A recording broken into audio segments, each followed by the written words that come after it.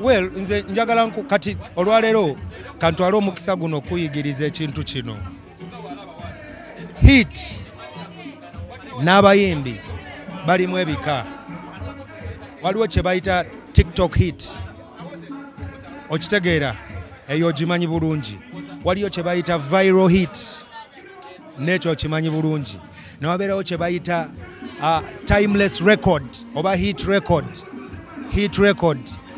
Neyo ndala kakati ate ne wajja wabeerawo kye bayita classic.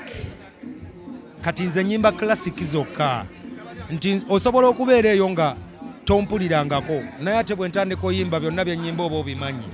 So nze ndi classic artist era buli mulundi gwenvaayo gwemanya kimu obeera ozze kuwuliriza classic music. Tulina abayimbi bameka abayimba classic music mu Uganda? Nze Silver Kyagulanyi, abantu ng'abo abakola music nga tetukuwa kingi nnyo naye kyetukuwa tuba tukirowoozezzaako nnyo.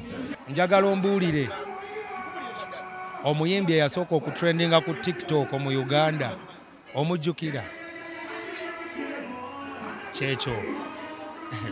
Kyekyo okitegeera naye omuyimbi akuze organically oba osobola okuwulira ebintu bye nti biri very profound.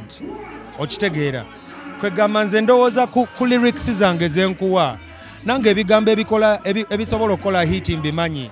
Sobola okujja n'enkuyimbako akabinako oba ekintu kyonna ekikuliko ekirungi and we make the music viral, but at the end of the day nyina abaana kakati abaana bange we banaaba bakuze bagenda kunjigirako ki kubanga nze music simulimu kola sente kyokka nga bwe nkugambye nyina emirimu gyange emirala. Nze ndi wano ku savinga nyina service gye nkola. Abantu eyo bw'otambula osobola owulira abafumba abagamba nti nze okujja okufumbira omusajja ono yanzanyira kayimba ka Samasoja. Osobola okutuuka ku mukazi n'agamba nze ono omwana gwe nnina namuzaalira kayimba ka Samasoja. Okitegeera?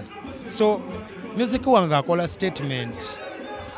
My music is to make statements. I'm not doing music for only fun. Wadde nga mukolera nnyumirwa naye si kye kyokka. Nkola music kubeerawo bbanga lyonna. Chala ali atabaye. Mulungi nnyo, ali bulungi.